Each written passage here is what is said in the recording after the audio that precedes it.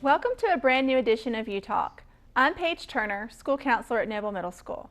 Our show is all about the middle school student, testing, bullying, dating, stress, and so much more. We discuss it all.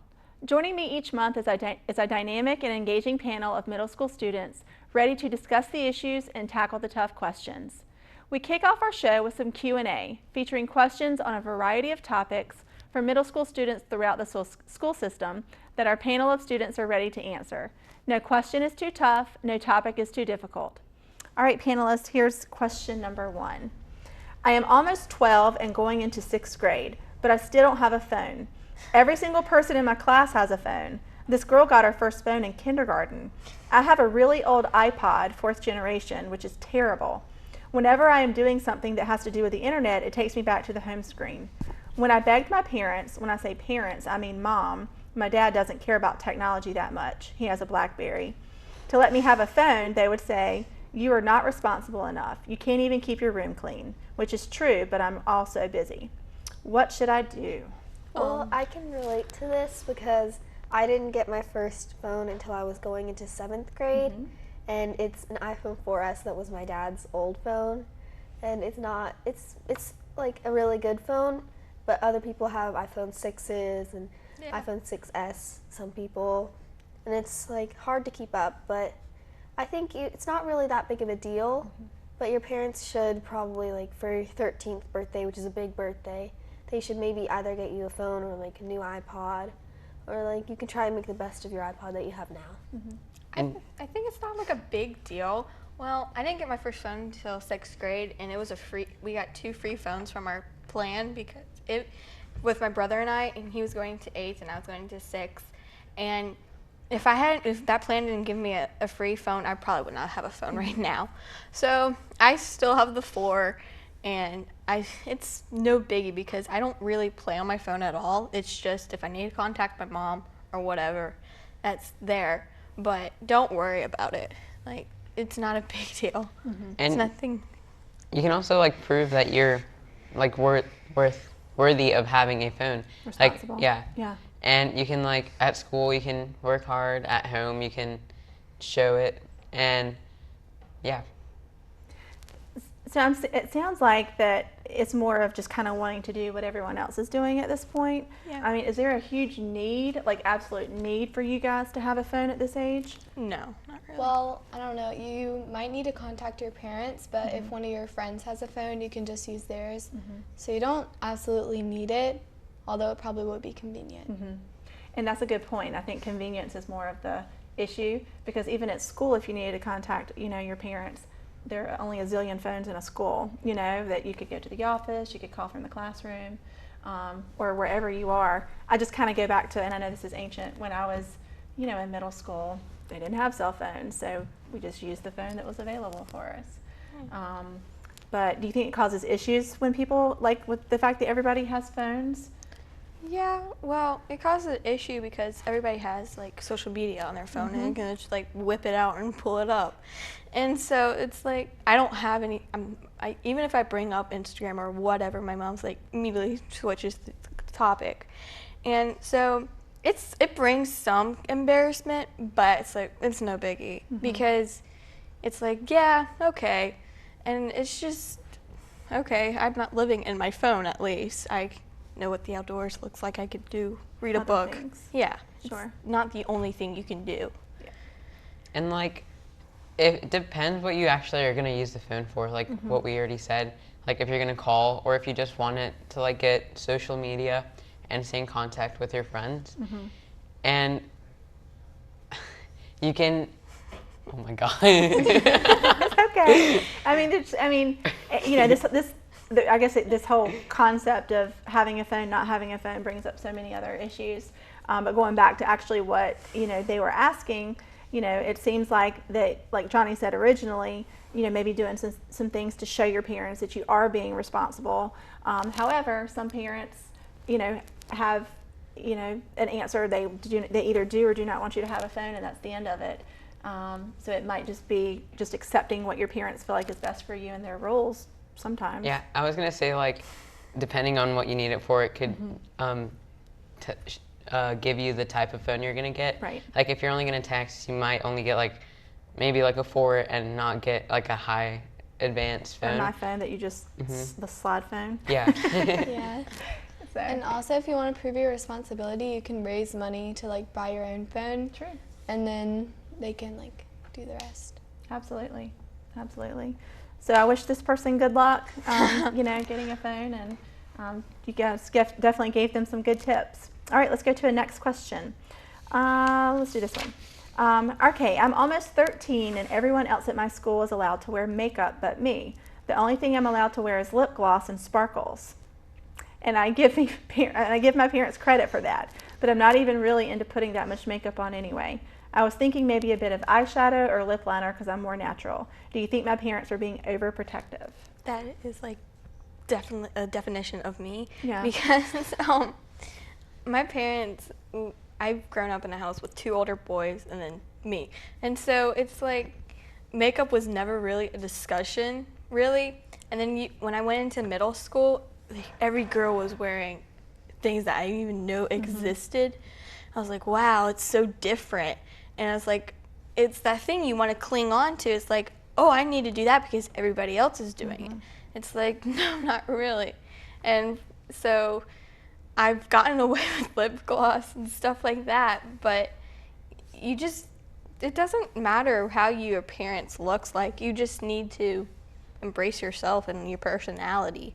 And I think your parents are protecting you because I've seen some girls who have gone way overboard with eyeliner and way overboard with just different things I don't even know the names of. But it's just like, it doesn't really matter. Makeup doesn't define you as a person. It just I don't think it embraces your face, but it doesn't embrace your like inner self. So it doesn't. Absolutely. Do you think this parent is being overprotective? I think they're not being overprotective, but they are being protective because I wasn't interested in makeup for a long time, and I didn't start wearing makeup until 7th grade. And even now, I don't wear any makeup except mascara, which just goes on my eyelashes. And it's more natural. And I think what you're trying to say is that like parents just, once you start wearing makeup, you don't stop wearing makeup because then people notice when you're not. Absolutely. And so the parents are just trying not to make her so like. Yeah, I know I wear makeup like every day, and I've been wearing it for a while, and I know a lot of my friends don't, but when I don't wear it, I feel more self-conscious. So they might be trying to like protect them from that. Yeah, absolutely. Well, you know, and I think a lot of times students or, you know, kids, when they start wearing makeup, it makes them look older. And, you know, that could cause a, you know, a whole new set of things for parents to be concerned about when your daughter's walking around looking older, and they may think they're older, and, you know, just making sure that they make wise decisions. And again, I think it's a personal, you know, preference that parents may have. And, you know, I think maybe having this student, you know, talk it out with their parents, maybe understand their reasoning behind it. Maybe do some negotiating, you know, like maybe can I wear lip gloss? I think they said that they could. Or what can I wear? Might be a good starting place for sure. I can't really relate to this. Yeah, But, yeah, that's kind of why I kind of smirked but earlier. I honestly don't think girls need it because, I mean, they shouldn't have to worry about what they think. And I mean, I'm not a girl, so I don't know how they feel about this topic. Yes. But I understand if they do feel like it makes them feel better about themselves, and it is a good thing that they feel that way. Yeah. So just go ahead. Absolutely. Absolutely. Well, I think with both of those questions, you guys brought up really good points about the common denominator is that you want them to feel good about themselves and are making the decision about having a phone or wearing makeup because you want them to be, because that's what they want to do, not because everybody else is doing it. So I think you guys gave some good tips. I appreciate that. So that wraps up Utalk Q&A. If you're a middle school student with a question you'd like our panel to discuss, there are several ways to submit that question. First, you can drop the question off to your school counselor or social worker. 2, you can email it to nhcstv@gmail.com. Or 3, use good old-fashioned mail by sending your question to NHCS TV Utalk, 1802 South 15th Street, Wilmington, North Carolina 28401.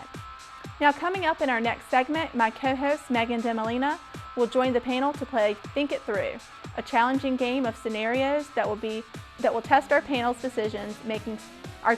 decision-making skills. So don't go away, we'll be right back.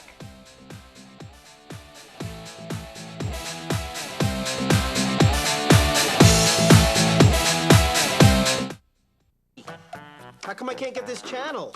Mom blocked that channel. You can block out channels? You can block out any channel, most of the time just by using the remote or by calling the cable company. But what if I want to watch? The channel can be unblocked, but you're going to need Mom's permission first. Honey, can I watch this channel? No. View the right thing. Learn how. Call your cable company or visit controlyourtv.org. Hey guys, this is my teenage friend Fred. Rad! Hey, pal, you want to pay attention to the road? Relax, man, I got it. Look, my man, if your bad driving gets me killed, you better hope you die too, or I will haunt you silly. And I'm not just gonna float over your bed like, woo! I'm gonna be making a more annoying noise, like, ah! And instead of wearing those long white robes, I think I'll wear something more form-fitting and upsetting. The other ghosts will look and be like, wow, we've never seen that before. Buddy, stand next to Dr. Maya. Kids, how do we brush our teeth? Put a drop of toothpaste on your toothbrush about the size of a pea. Gently brush the outside, the inside, and the top of each tooth. Brush your tongue, too. Rinse your mouth with water and don't eat the toothpaste. Brush in the morning and at bedtime. Smile. You gotta love them. Welcome back to Utalk. I'm Megan DeMolina, school counselor at Noble Middle School. This month, our panel is playing an adapted version of the game, Think It Through. The goal of the game is to successfully analyze a scenario and pick the correct answer from a list of possible outcomes. The goal for the panelists is to gain knowledge in the decision-making process, use critical thinking skills, and review their choices and the consequences of those choices. Let's play the game. Scenario number 1. You're sitting with your two best friends, Sandy and Lewis, at lunch. Sandy leaves to throw away some trash, and Lewis starts to tell you a story about Sandy, who just left. The story sounds like gossip to hurt Sandy's reputation. You, A, ask Lewis to tell you all the gossip about Sandy. B, tell Sandy immediately what Lewis was going to do. C, tell Lewis you don't listen to gossip. D, ask Lewis to wait until Sandy returns and can hear the story as well. E, another idea. Panelists, select your letter choice. Okay. I see, Johnny, you chose the answer C. Tell Lewis you don't listen to gossip. Yep. I don't want to have to listen to it, and then if the person finds out that I know what they said, I don't want to be the one to be the one to say that this person said it. So I don't want to be in between the situation and get involved. So you kind of assert yourself by taking a stand and letting Lewis know that you don't listen to gossip. How about you? I see that you've chosen E. I chose E because I would have immediately, if he started saying, hey, do you know this, immediately switch the topic.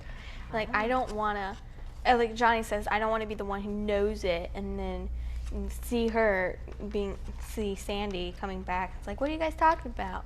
It's like, I don't want to be in that situation. Right. So I would choose E. It's like, hey, the weather's nice outside or something.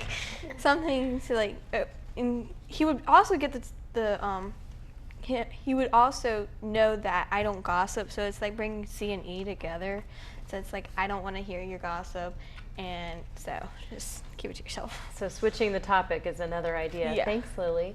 Any other ideas over here? I see some other E's, option E's. I would do something like what Lily said. I would just kind of say, hey, don't talk about Sandy behind her back, and kind of stick up for her. And then when she gets back, she'd say, hey, what are you guys talking about? I would just say, oh, we were just about to talk about school lunches or what we're doing next Friday or something like that. kind of distract the topic at hand, right? How about you, Emily? I would probably like say something nice about Sandy, like if he was like, did you hear what Sandy did? That was so mean. I'll be like, well, normally she's really nice because she does this and this. Right. Like something like that. Now, very good point. Now, what would be the consequence of choice A, or team A, your option A, if you asked Lewis to share the gossip with you? What would the consequence be? It will come back to you. It will come back to you because, like, she's going to find out that Lewis told you, and then you're not going to say anything. And it's probably going to break the friendship because it sounds like they're all three good friends. They're sitting lunch or having good, and she's just going up to throw away trash. And so it's going to come back to you because something might occur later in the year. It's like, you knew that about me, or like, he said that about me, and you just want to not just gossip in the first place. Just don't let it come to you at all. Just don't even get involved. Yeah, no. Very good point.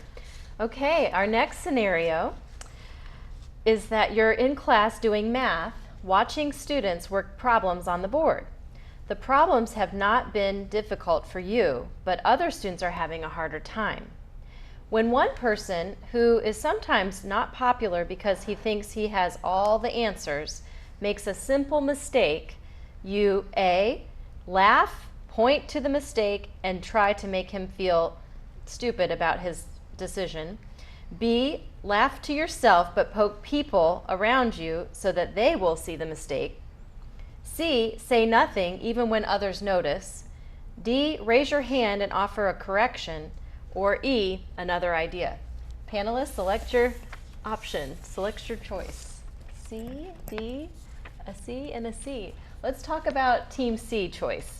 The say nothing even when others notice. What would you do? I wouldn't say anything because even if you're like trying to be nice, like and offer a correction, it might like come off the wrong way. Like, oh, well, I know the right answer. I see. So And then, I just wouldn't say anything. Yeah, because I'm one of those people who like get a lot of things wrong in math because I'm terrible at math and all.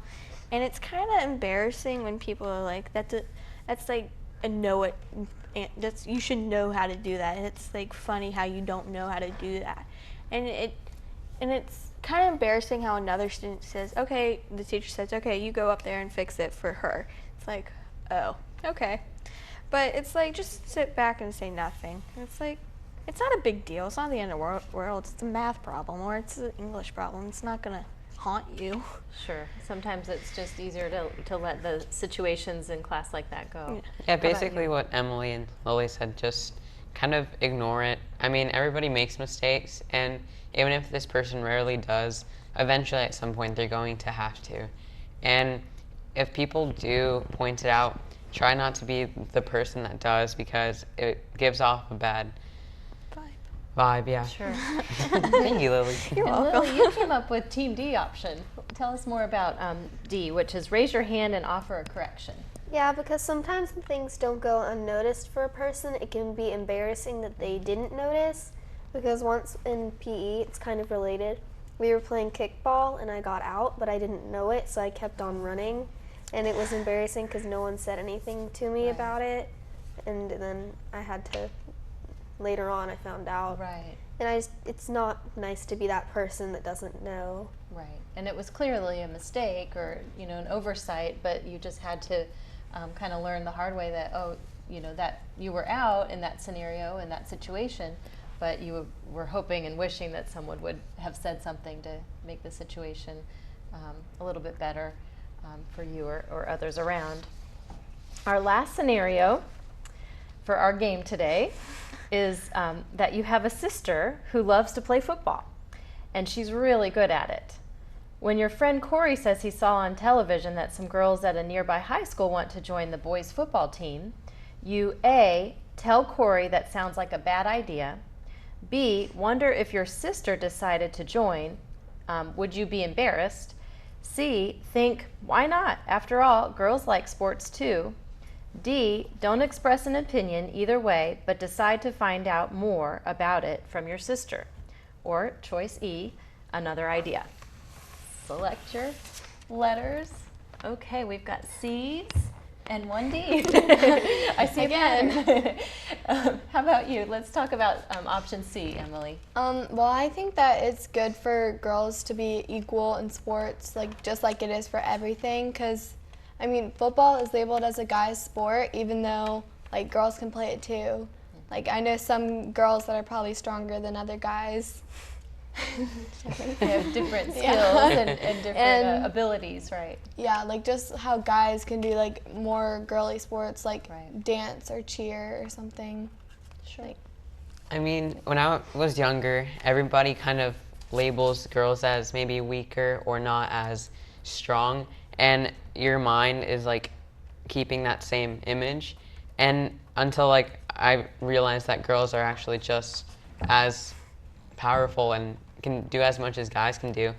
Like, because there's like sports that maybe are more for girls, like cheerleading, but that takes a lot of like abilities to do. Right. And then football, that it seems to be more like manly, so more guys probably do it, but girls are willing to do it, and they shouldn't like not do it because other people say they aren't good enough or can't do it. Everyone understands and recognizes their abilities and their own personal strength and what they're capable of doing. So it's good to just be open to that and try that, whether you're a female or a male. How about you, Lily? What are your thoughts? When we went to Blair, Johnny and I, you remember this one kid, it was like always at recess, he would go off and play football. And I didn't enjoy playing with the girls because, I don't know, I never really connected to them. And so I was always playing football with them. And I always got picked last, but this one day, the kid picked me, and I scored a touchdown. I was like, see, girls can play football too. And every guy was like, nah. But after like continuously playing football, it was actually really fun because you never really, you don't really step out of your box. You don't really, like nowadays we just stand by a tree and talk. But back then you look like, oh, I used to do this, I used to do that. It's like, you used to play football? It's like, yeah. But it's kind of cool seeing a girl play football because it's like, that's unusual and that's unique and like good for her because she's embracing what she likes and she's not getting judged by it. That's right. That's right. Thank you for your thoughts. That's all we have time for today. Thank you again, panelists. Now don't go away. When we come back, the panel will share their New Year's resolutions. You thinking about that?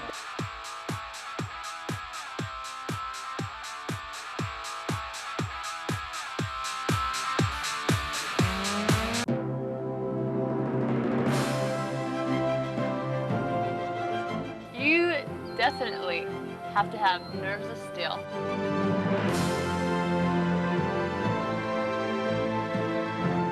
I would not trade this for anything. You wake up and you don't want to do it, but once you're into it, it's hard to stop.